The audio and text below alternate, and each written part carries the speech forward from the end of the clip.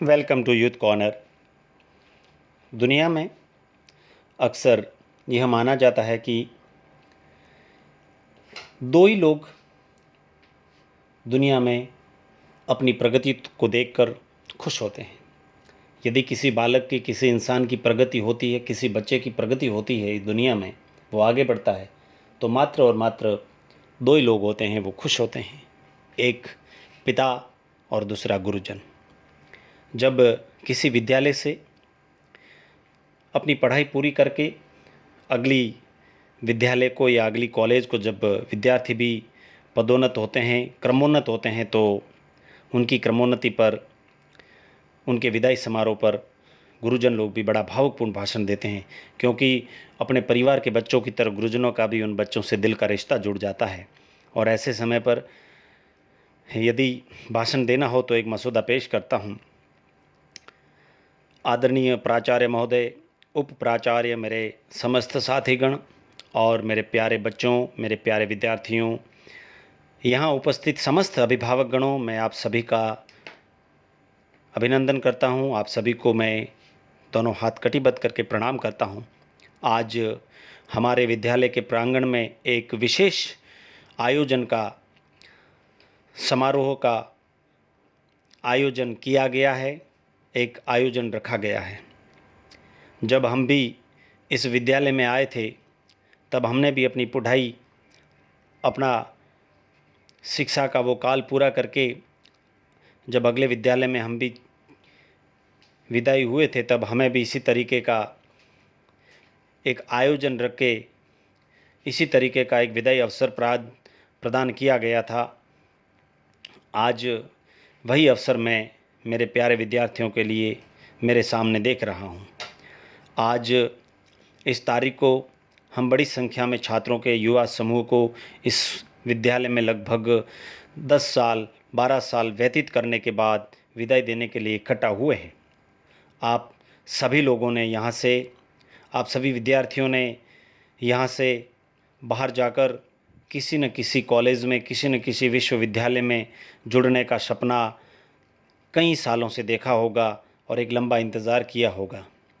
वो कहते हैं कि इंतज़ार की घड़ियां भी कभी न कभी ख़त्म हो जाती हैं। आखिरकार वह लंबा इंतज़ार वो आज ख़त्म हुआ और वो दिन भी आज आपके सामने आ गया, जब आप इस प्यारी सी, इस पवित्र प्रांगण को, इस प्यारे से विद्यालय के पवित्र प्रांगण को छोड़ करके अपने भविष्य को नया रूप देने के लिए अगली पीढ़ी में, अगले पड़ाव पर किसी न किसी कॉलेज या किसी न किसी विद्यालय के, विश्वविद्यालय के प्रांगण में जाएंगे और वहाँ अपना प्रवेश लेंगे।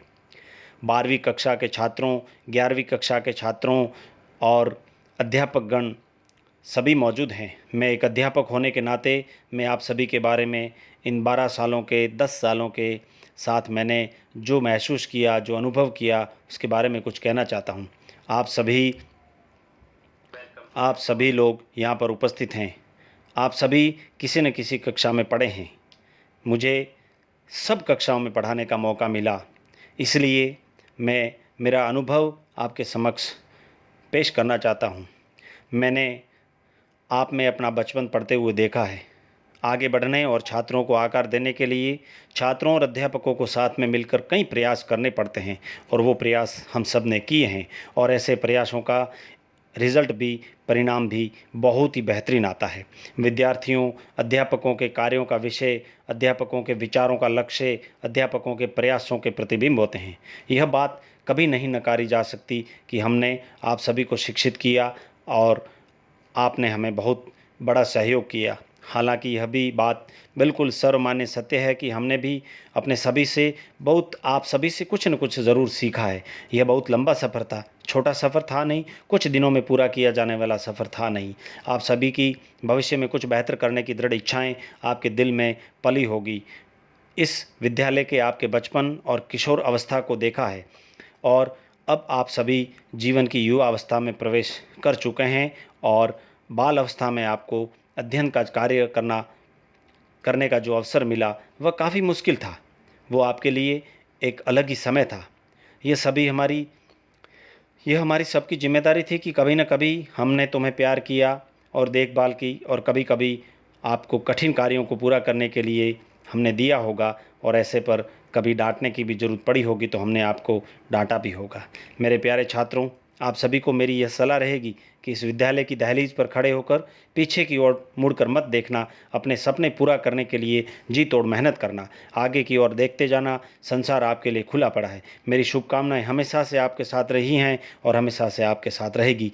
जीवन के अंदर कई सारी बुरी परिस्थितियां आएगी, कई सारी समस्याएं आएगी, लेकिन हर समस्या को जवाब देते हुए, दिल के अंदर एक दृढ़ इच्छा रखते हुए, दृढ़ इरादा रखते हुए इच्छाएं मत करना, क्योंकि इच्छाएं तो अक्सर मर जाया करती हैं। एक दृढ़ इरादा रखना, क्योंकि इरादे अक्सर आपका भविष्य बदल देते हैं, आपके प्रयासों को नई गति देते हैं और आपको सफल होने के लिए मजबूर कर देते हैं। एक विचार लो और उस विचार को अपने जीवन का सार बना लो। उसी को सोचो और उसी के बारे में स्वप्न देखो। उस विचार से अपने मस्तिष्क, मांसपेशियों और कोशिकाओं को, शरीर के हर भाग को उससे भरने दो और दूसरे अन्य विचारों को अकेला छोड़ दो। यही आपकी सफलता का एक दिन बहुत बड़ा राज बन जाएगा। इस खास अवसर पर उपस्थित सभी लोगों को मैं मेरी ओर से खूब खूब शुभकामनाएं देता हूं और यहाँ से विदाई लेने वाले मेरे प्यारे बच्चों की तरह विद्यार्थियों, आप सभी को मैं खूब खूब अभिनंदन और बधाई देता हूं। आपके अगले भविष्य के लिए बहुत बहुत शुभकामनाएं। आप सभी का खूब खूब आभार। धन्यवाद।